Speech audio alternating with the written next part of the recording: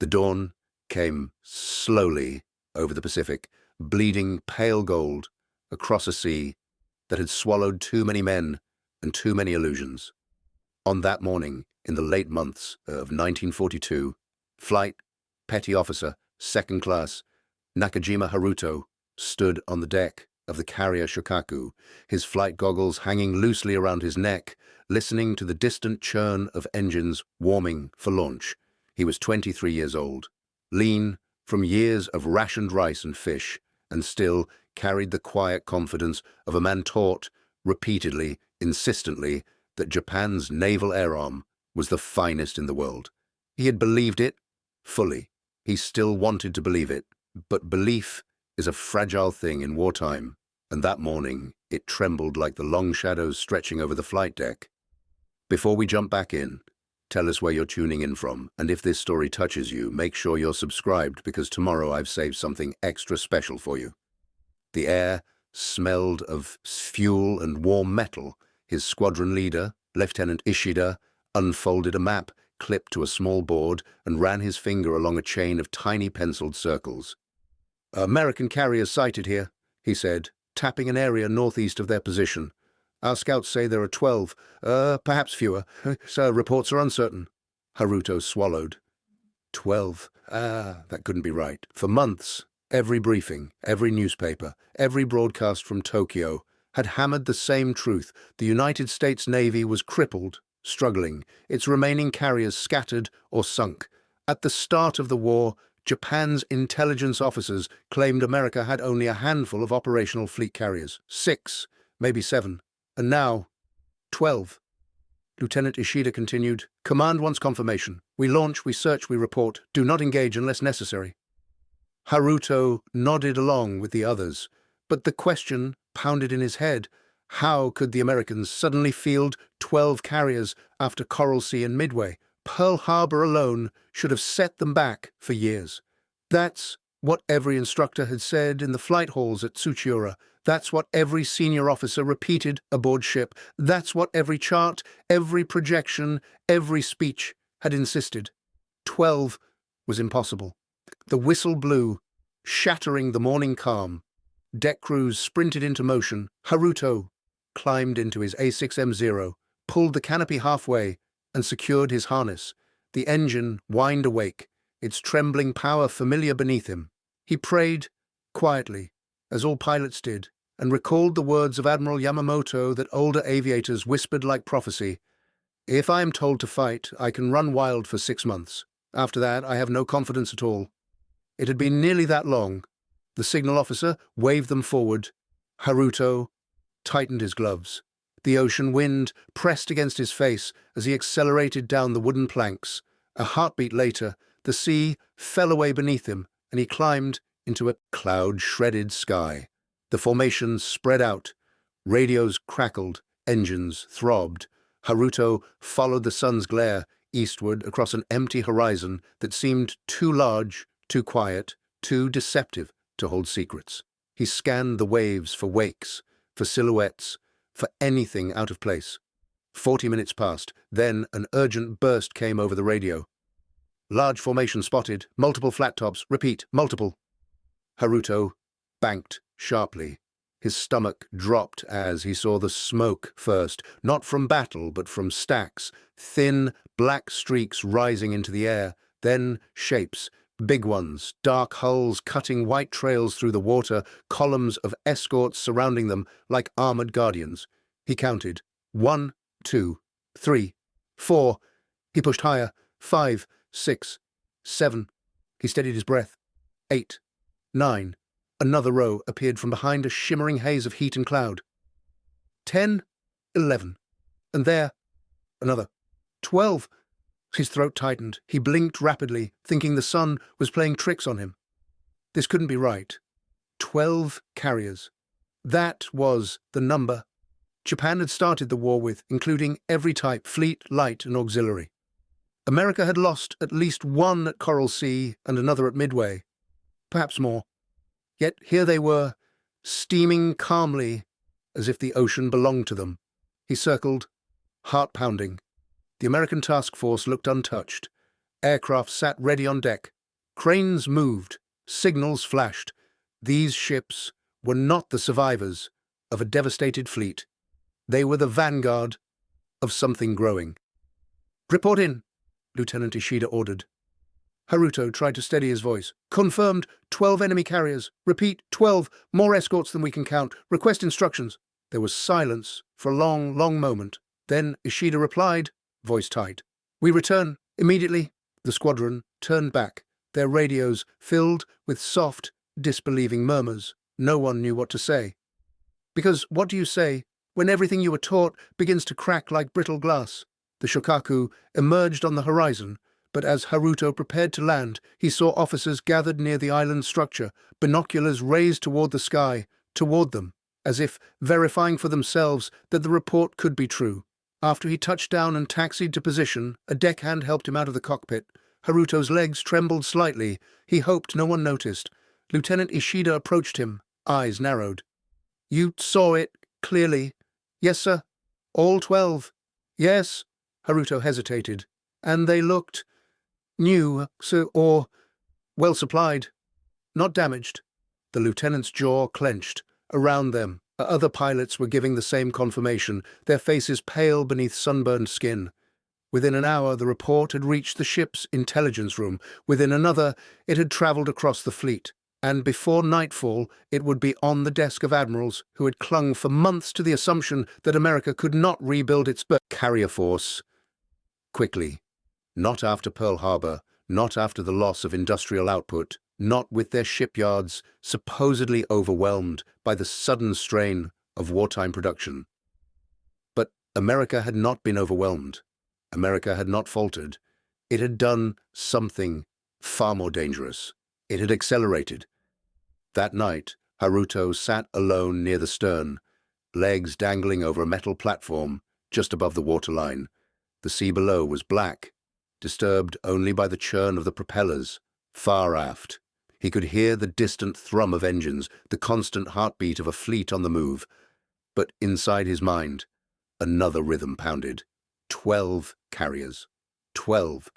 His training officer had once shown his class a chart of American shipyard capacity, taken from pre-war publications and naval reviews. The officers had laughed. It showed shipyards capable of turning out vessels at a pace that seemed absurd. Aircraft carriers, assembling in sections like automobiles, prefabricated hulls moved by railcar, entire hulls laid down simultaneously as if shipbuilding were no longer an artisan craft, but a manufacturing line. "Propaganda," the instructor had said. "American boasting. We, gentlemen, build ships. They assemble toys." Preparing and narrating this story took us a lot of time, so if you are enjoying it, subscribe to our channel. It means a lot to us. Now back to the story. But what Haruto had seen were no toys. They were steel cities, modern and massive, protected by an escort screen that was itself larger than many national navies. He closed his eyes and listened to the waves. The night wind brushed against him, carrying faint echoes from the mess deck, laughter, clinking bowls, a harmonica someone had acquired from a captured American aviator months earlier. These small comforts were their own kind of illusion, fleeting, warm, distracting. The officers above him on the upper decks were still in conference. Voices rose and fell, papers rustled. A message had come from Tokyo, demanding confirmation. Surely 12 was an exaggeration. Surely American industrial capacity had limits. Haruto stared up at the stars, trying to imagine a nation so vast, so rich in steel and oil and workers, that it could produce a dozen carriers in months. But he could not. None of them could. They had been raised on different numbers, limited oil reserves, precious metals extracted from distant colonies, yards working at full capacity just to keep up with repairs, let alone new construction. He thought of the Americans who had built those ships, men and women he had never met, housewives who riveted plates together, high school boys assembling engines, dock workers guiding cranes under floodlights that burned through the night. He tried to imagine their world, their resources, their confidence. A shadow fell across him. Lieutenant Ishida approached, hands behind his back. You are troubled. Haruto hesitated. I am confused, sir. Good. Ishida lowered himself beside him. Only fools are never confused. Tell me. Haruto chose his words carefully. We were told they could not replace losses quickly. We were told their shipyards would struggle, that their morale was fragile. They were wrong. Sir, Ishida exhaled. Those who taught you, they were wrong. Or, rather, they believed what they wanted to believe. Haruto searched the older man's face. Ishida had fought in China, had trained with some of the finest pilots in the Navy. He was not prone to exaggeration. Do you think what we saw today is only the beginning? Haruto asked quietly. Ishida nodded without hesitation. America is not fighting as we are. They fight with factories that run day and night, with oil fields that seem inexhaustible, with workers who do not fear starvation, with ships that replace themselves almost automatically. Haruto absorbed the words like blows. Then, what are we fighting with? Ishida was silent for a long moment, then said, skill, courage, hope. And is that enough? Another long silence. The wind gusted. No, Ishida whispered. Not against mathematics. Later that night, Haruto returned to the cramped aviator's quarters. The lights were dim. Most of the men were already lying in their hammocks or writing letters home. He sat at his small metal desk and opened his notebook. His handwriting was uneven, shaped by years of turbulent carrier decks and hurried briefings. He wrote the date. He began slowly, unsure how to describe what he had seen. But once he started, the words came. He wrote of the carriers lined across the horizon like a floating industrial parade.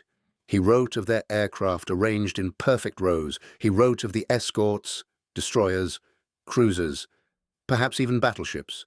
He wrote of the fear he had felt, the disbelief, the weight that settled on his chest like a stone. Then, at the bottom of the page, he wrote a sentence he immediately regretted. If they already have 12, how many will they have next year? He stared at it. Slowly, he closed the notebook. Lights flickered as the ship surged forward.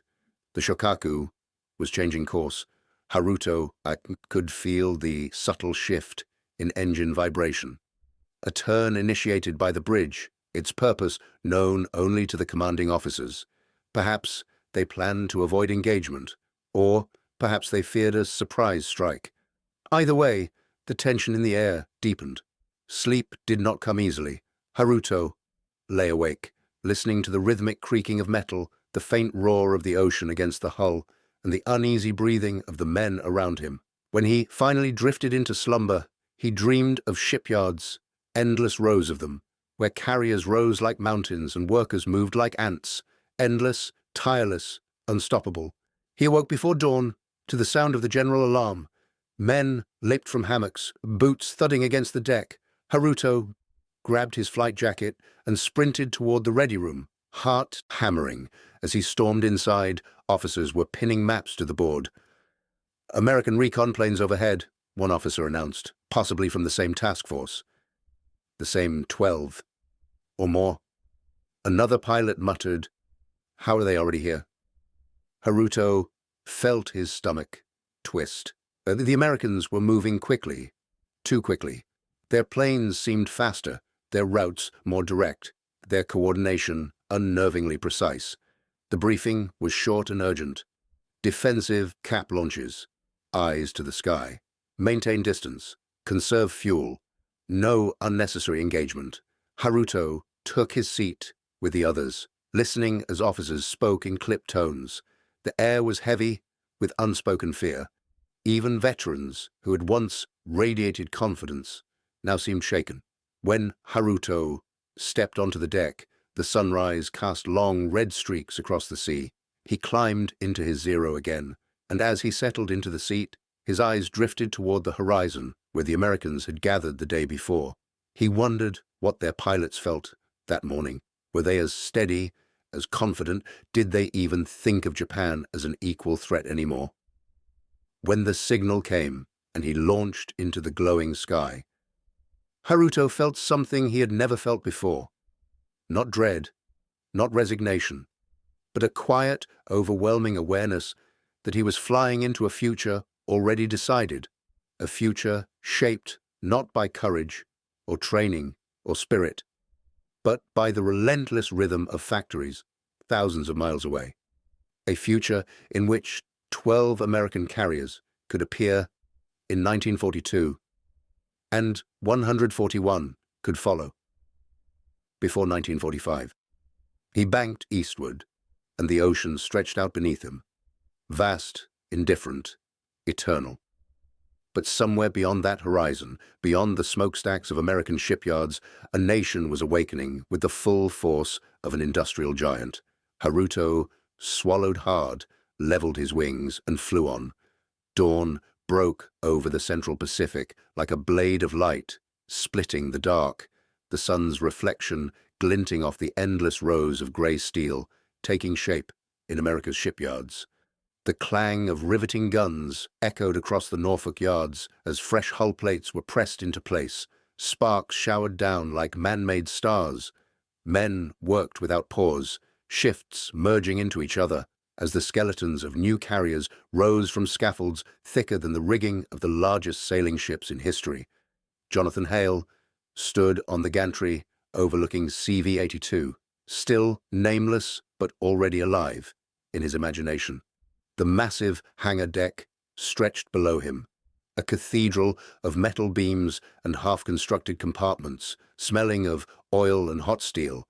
He rested a hand on a newly installed bulkhead and felt the vibrations of a war thousands of miles away. He had not slept well, yet the news from the Pacific haunted him. Reports of Japanese pilots counting American carriers, only 12 in 1942, kept replaying in his head. Back then, 12 had been a miracle. Now America was on track to build more than 10 times that number. 141 carriers in total, if the planners were right. Hale was proud of the industrial feat, but he could not shake the thought of what it meant for the enemy, or for the young men flying into the mouth of death. He walked the catwalk, slowly, boots ringing against the steel. Far below, engineers wheeled in crates of aircraft engines, each marked with chalk, R2800, R2600. The beating hearts of Hellcats, Avengers, and Corsairs. Airplanes were the true weapons of this war. Carriers were just the vessels that unleashed them. A clipboard slapped into his hands. "Morning, Hale," barked a gruff voice behind him. Chief Engineer Russell Dawes emerged from behind a crate, sleeves rolled up, face speckled with metal dust. He was a broad man, arms like hydraulic pistons, a lifetime machinist who had worked on everything from civilian liners to the Essex class itself. The Bureau once updated progress charts by noon, and the Navy liaison left a note asking if we can accelerate the deck catapult installation. Hale sighed. They always want it faster. Faster means sloppier. Sloppier means sailors die, Dawes said bluntly. They forget war doesn't change physics. Hale smirked. War changes everything else. A distant whistle cut through the metal cacophony. Workers shifted into new tasks. Cranes swung overhead, lowering massive structures into place. The bow of the carrier, still raw steel, glimmered with morning dew. A junior designer rushed up the stairs, nearly tripping over his own feet. "Sir, telegram from Washington, urgent." Hale broke the seal and scanned the message. His blood chilled. "What is it?" Dawes asked. "Japan just lost another 4 carriers at the Philippine Sea. Their pilots, they say most of them never stood a chance." Dawes crossed his arms. "That makes 14 they've lost since Fort Wee." Hale nodded slowly. "And we're about to build more carriers this year alone than they've ever had." He folded the telegram, staring out over the glowing horizon. The war was turning. Victory seemed certain. But for Japan, the certainty was doom. Half a world away, Japanese Rear Admiral Naokuni Araki sat in his dim office in Tokyo, staring at an ashtray filled with cigarette butts. Smoke hung in the air like fog over water. He had slept 3 hours in the last 2 days. The reports from the Philippine Sea lay open on his desk, pages filled with casualty lists, aircraft losses, and maps tracking the collapse of the fleet. The ink seemed to bleed like wounds. 12 carriers. That was the number Japanese reconnaissance pilots had reported in 1942. They had circled high above the Pacific, expecting maybe a handful of American flat tops guarding a convoy. Instead, they saw 12 carriers, more than the Imperial Navy had believed possible. Some of the pilots had returned, trembling, stammering the number again and again. 12, 12, 12. At the time, the Japanese High Command had believed it was an anomaly, a fluke, a concentration of forces that would never be repeated. But now, less than 3 years later, U.S. shipyards had delivered enough Essex-class carriers to make the number 12 seem insignificant. 141 total carriers projected by 1945.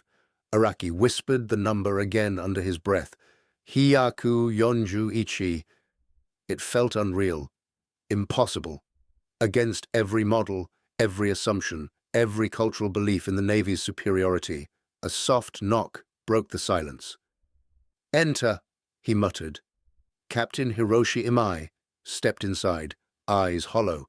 Once a rising star among Japanese strategists, now he looked 20 years older. "I've read the full analysis," Imai said quietly. "The Americans are growing their fleet faster than we can destroy it." Araki allowed himself a bitter laugh. "We don't even destroy them anymore, they destroy us." Imai hesitated, then continued. "The new intelligence also confirms increased production in their aircraft plants, tens of thousands of planes. They'll be equipping every new carrier with full air groups by mid-45. Araki stared at the map behind his desk, the Pacific stretching like a blue canvas carved with island chains. Every inch of it seemed to be shrinking under American control. "How did we miscalculate so completely?" he whispered. Imai sat across from him, folding his cap in his hands. "We assumed they were like us, that they would reach industrial limits, that their factories would falter under the strain. That building a fleet of carriers required craftsmanship that could not be rushed." Araki's voice cracked. "And yet, they rushed it, and it worked." "We built ships," Imai said. "They built an empire of machines." Araki rose from his chair and walked to the window. Outside, Tokyo seemed muted, streets half empty, rations tightening, the spirit of the nation stretching thin. "Tell me, Captain," Araki said softly, "at what point does a war become unwinnable?" Imai answered, without hesitation. "When the enemy can replace everything you destroy, and you cannot replace anything they destroy." The truth landed like a hammer in Araki's chest. He closed his eyes, feeling the weight of history pressing down. The Pacific night was calm as a sheet of black glass when Lieutenant Daniel Reeves took off from the deck of the USS Lexington. Wind roared against the cockpit as the Hellcat's engine thundered to full power. The aircraft shot down the deck, wheels lifting just before the bow. Below him, Task Force 58 glowed like a floating city, carrier decks lined with aircraft, destroyers cutting white trails, battleships looming like steel mountains. Reeves switched to squadron frequency. "Blue Leader airborne, climbing to Angels 15. Voices crackled in reply.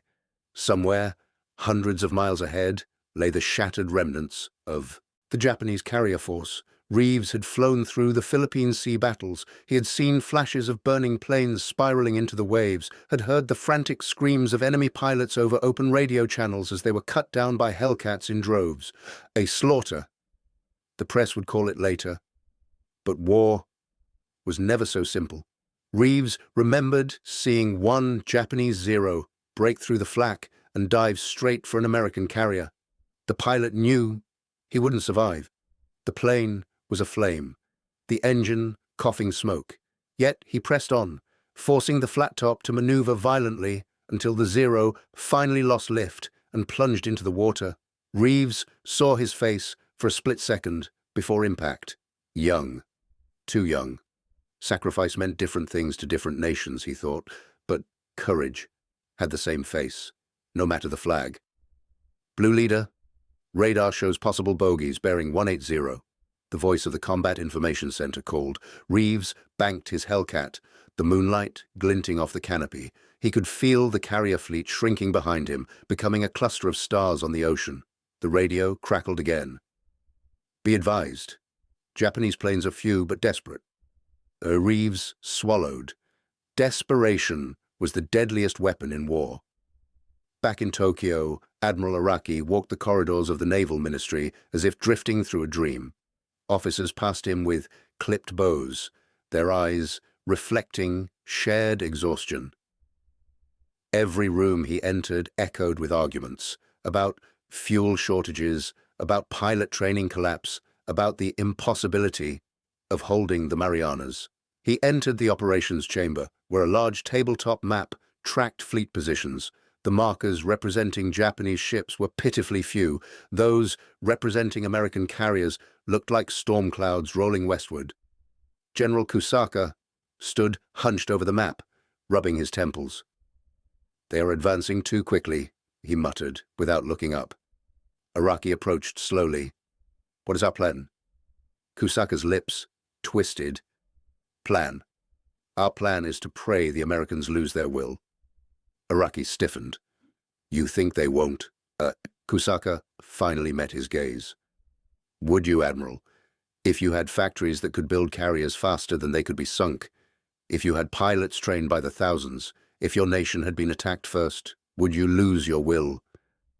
Araki felt his throat tighten. He thought of the telegrams from devastated families, the faces of young pilots saluting before their final missions, the crumbling fleet. They will not stop, Araki whispered. No, Kusaka agreed, and they shouldn't. Silence stretched between them, uncomfortable, undeniable. The day the Americans bombed the Japanese home islands with carrier-launched aircraft for the first time, Jonathan Hale listened to the radio in stunned silence. The announcer spoke with measured calm, describing how hundreds of American planes struck military targets with precision, returning to their carriers with minimal losses. Dawes stepped into the office as the news ended.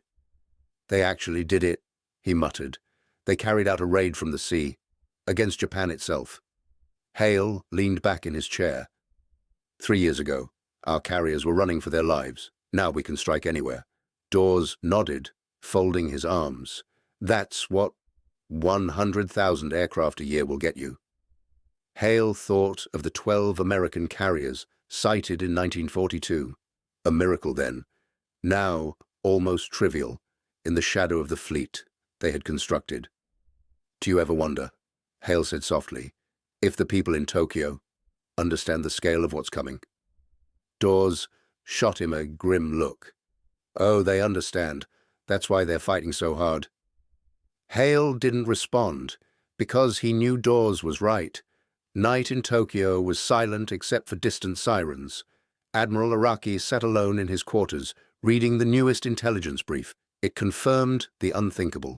The Americans were completing another wave of carriers, more Essex-class hulls, light carriers, jeep carriers. Their industrial machine showed no signs of slowing. He closed the folder and stared at the blank wall. When he was a boy, he had watched Imperial Navy ships parade through Yokohama harbor, gleaming in the sun, immaculate symbols of power. His father had lifted him up and said, Japan is destined for the seas, remember that. He had believed it his entire life, but destiny could not compete with factories. He reached for a pen and began writing a personal note. Not a diary entry. Those were too sentimental. Not a resignation. He would never abandon his post. Simply a reflection. A confession to the future. We believed strength came from spirit, he wrote, but strength also comes from steel. And though our spirit endures, our steel is spent. The ink trembled as he wrote the final words. May history judge our resolve, not our illusions. He set down the pen and stared at the paper until the characters blurred. The Pacific War reached its climax when the American fleet, dozens upon dozens of carriers strong, sailed west with such overwhelming force that even the sea itself seemed to tremble. Reeves flew above them, watching as the horizon filled with wakes stretching to infinity. Hundreds of ships, thousands of planes, a floating continent. "Blue Leader," his radio crackled. "Command says this is the final push." Reeves exhaled slowly. He knew what that meant. Japan's remaining defenses would fight with the ferocity of a cornered animal, their last aircraft, their last pilots, their last ships. He thought of the Zero pilot he had once seen diving toward an American carrier. He wondered how many young men like him remained, how many believed they could still turn the tide. His squadron formed up behind him, engines rumbling in harmony. "Let's finish this," Reeves said. He pushed the throttle forward. The war roared beneath his wings. In Tokyo, Admiral Araki received the final dispatch from the Imperial Navy. It confirmed his deepest fear. The fleet could no longer resist. The Americans were unstoppable. Industrial superiority had become a tidal wave. He set the dispatch down and looked around his office one last time. Walls of maps, stacks of reports, the tools of a war that had outgrown every expectation. Outside his window, the sky glowed faintly with fires from distant explosions. Tokyo trembled, but the people endured. Their spirit refused to break. Araki closed his eyes and bowed his head, not in defeat, but in acknowledgement of the truth he had known since the day Japanese pilots counted 12 American carriers and understood, perhaps better than their leaders, what that meant. 12 had been a warning. 141 was the verdict, and the weight of it pressed upon him like the ocean itself. He whispered a final prayer for Japan, for its people, for the sailors and pilots who had fought bravely even when hope had evaporated. Then he returned to his desk, straightened his uniform, and prepared to face the storm. The war was ending. But the story of how Japan realized the immensity of American power, a realization born in the skies of 1942 and sealed by the industrial avalanche of 1945, would echo across generations. And in that echo lay the lessons of an age where courage met machinery, spirit met steel, and nations discovered that victory belonged not only to those who fought hardest, but to those who could build a future faster than their enemies could destroy it. The wind over Okinawa smelled of smoke and sea salt, a bitter mixture that clung to every inch of the island like a second skin. The thunder of distant artillery rolled across the hills as though the earth itself were groaning.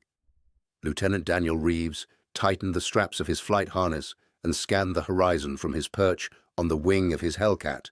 Dawn had begun to bleed slowly over the water, illuminating the scattered ships of the American armada that ringed the island like a steel halo. He had flown countless missions by this point, escort, strike, reconnaissance, but Okinawa felt different.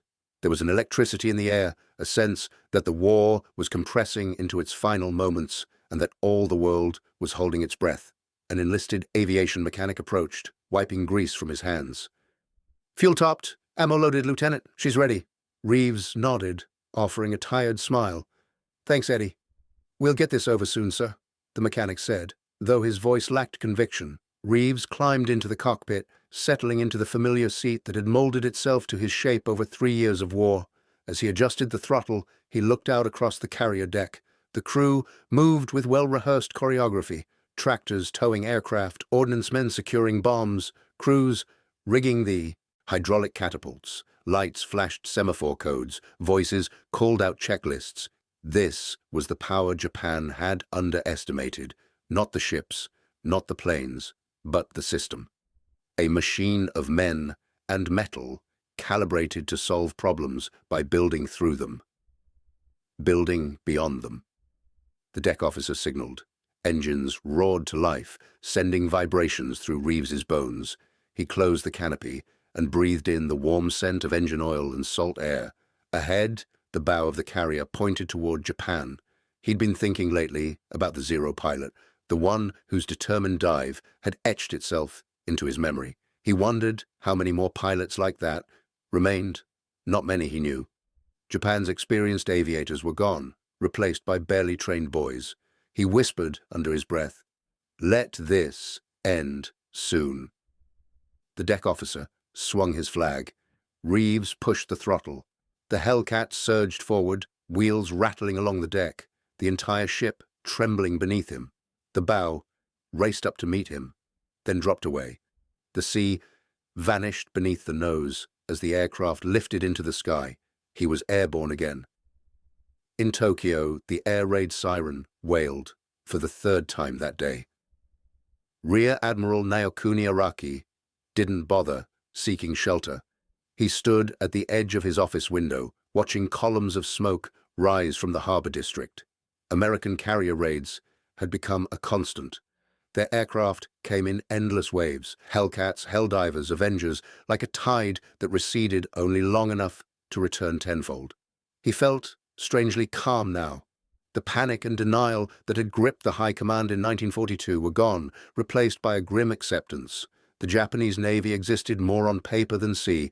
Airfields lay in ruins. Factories worked through blackouts and shortages. Every conversation felt like an echo in an empty hall. How many American carriers now prowled the Pacific? Araki knew the numbers by heart. More every month. More than he could track. 141 in total. That number haunted him more than any bomb. A knock pulled him from his thoughts. "Enter," he called. Captain Hiroshi Imai stepped inside, dust clinging to his uniform from the latest explosion nearby. His face was drawn, eyes rimmed with fatigue. "Admiral, you need to come to the briefing room. Intelligence has new information."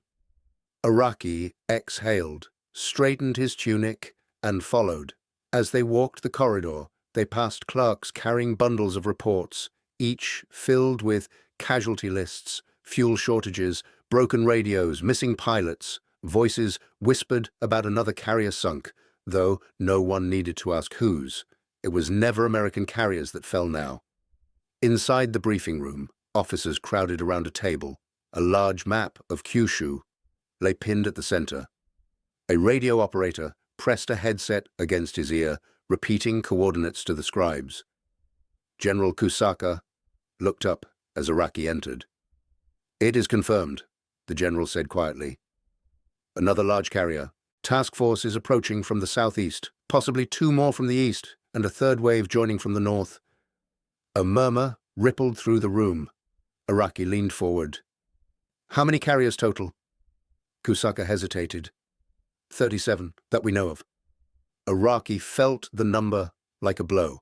37 carriers for a single operation. The Imperial Navy had never once put that many carriers to sea, not even in its prime. "And what do we have to oppose them?" Araki asked, though he already knew. Kusaka said nothing. The silence stretched until it snapped. "We may not have enough fuel to launch more than a few sorties," Captain Imai said quietly. "And most of the pilots are new." New. Araki knew what that meant. Boys with barely 30 hours of flight time being asked to challenge the most powerful fleet in history. Araki stepped back from the table, his jaw tightening. "Then it's over," he murmured, but the room was too disciplined to acknowledge it aloud. Back in the Pacific skies, Reeves's squadron soared through clouds like ghosts. The radio crackled as ground control updated their orders.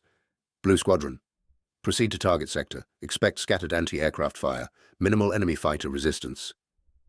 Minimal. It had become a common phrase.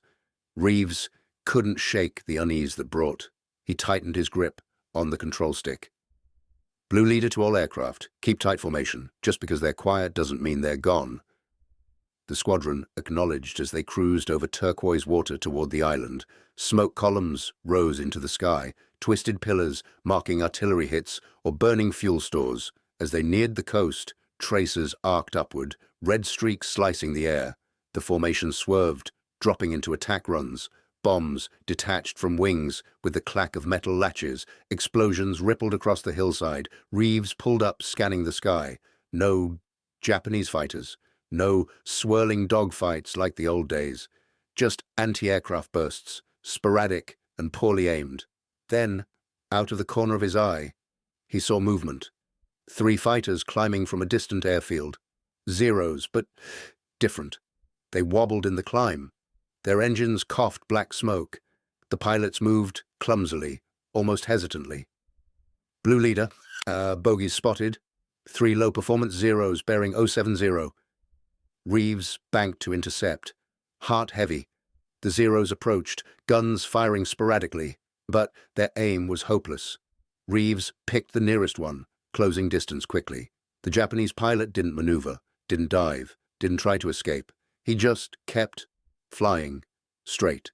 Reeves lined up the shot and hesitated. The pilot looked impossibly young, younger even than the one he'd seen dive at the carrier years ago. Barely a man, perhaps 16. Blue 3, you're clear. Take him, Reeves said into the mic. But Blue 3 didn't fire. Sir, he isn't even fighting. We can't take chances, Reeves replied, voice tightening. If he reaches our ships... He cut himself off. The Zero made a slow, nearly accidental turn. Smoke trailed from its engine. It posed no threat. Not really. But war did not grant mercy clauses. Break contact, he ordered. Let them go. There was silence on the radio. Then Blue 3 spoke. Copy, sir. The Zeros drifted away like ghosts. Reeves watched them fade into the clouds. War was supposed to be clear-cut. Kill or be killed. But nothing felt simple anymore. Tokyo was quiet that night. Too quiet. Araki knew the silence wasn't peace. It was exhaustion wrapped in dread. People now moved through the city like shadows, whispering rumors of invasion, of surrender, of weapons so powerful they could level a city in one strike. No one knew what was true and what was fear. He walked through the streets in plain uniform, unaccompanied, for the first time in months. Lanterns flickered outside shuttered shops. A mother carried her child on her back, eyes downcast. A group of boys, too young for military service, swept rubble from the road with makeshift brooms. They looked up as Araki passed. One saluted weakly. Araki stopped. What are your names? The eldest answered. Kenji, sir. How old are you, Kenji? 12. The boy spoke with pride, but Araki felt his stomach twist. Why are you working so late? Kenji's expression darkened. Because there's no one else left to do it, sir. Araki closed his eyes briefly. This was the cost. Not just ships, not just planes, but generations. He placed a hand on the boy's shoulder. Go home. Help your families prepare. Hard days are coming. Kenji nodded, though Araki doubted he understood fully. As he walked away, Araki felt the weight of the Pacific pressing down on him. Waves of steel, American steel, were moving this way. History was already decided. The rest was just timing. Aboard CV-82, Jonathan Hale stood beneath the massive shadow of the now-completed flight deck. Workers had painted its hull number in bold white strokes. Crews tested the arresting cables while sailors jogged across the freshly applied non-skid surface. The lights of the harbor shimmered around the shipyard. Hale inhaled deeply, taking in the scent of metal and seawater. The carrier felt alive. Ready. Dawes approached, hands on his hips. Well, Hale, we did it. Another ship for the fleet. Hale nodded, running his hand along the smooth steel plating. She'll be part of the invasion force. And after that? Dawes asked. Hale's jaw tightened. After that, maybe she won't be needed. Dawes chuckled grimly. You think they'll stop building carriers after the war? Maybe not, Hale admitted, but maybe this pace will finally slow. Dawes leaned on the railing. Think the Japanese know it's over? Hale didn't answer immediately. Then, they knew the day they saw 12 American carriers in 42. Dawes nodded somberly. And they'll know it again when we sail with 100. Hale looked across the water at the silhouettes of other carriers, Essex, Bunker Hill, Yorktown, Wasp, lined up like giants, resting between storms. 100 carriers. The number almost seemed absurd, but it was real and unstoppable. The end approached Japan like a gathering storm. Araki received the message late in the evening. A courier delivered it with trembling hands. He broke the seal and read the contents. The Americans had detonated a new weapon, something beyond the imagination of military planners. A bomb, unlike any other. Hiroshima was gone. Araki set the paper down slowly. Gone. A city wiped away, as if erased from a map. He felt the world tilt beneath him. Outside, the cicadas sang as they always had, indifferent to human sorrow. Captain Imai entered the office moments later. "Is it true?" Araki nodded once. Imai's face paled. "Then, it is finished." Araki exhaled heavily. "Yes, the war is over. We just have to wait for the government to say it." He walked to the window, looking out over Tokyo's darkened skyline. "They counted 12 carriers and 42, Araki murmured, "and they thought America had shown all its cards." And instead, Imai said softly, America had not even begun. In the Pacific, Reeves sat on the edge of the carrier deck as the sun dipped into the water. He held a letter from home. His sister had written that peace felt close, closer than ever. Factories back home were switching from bombers to refrigerators, from ammunition crates to children's toys. He folded the letter and looked skyward.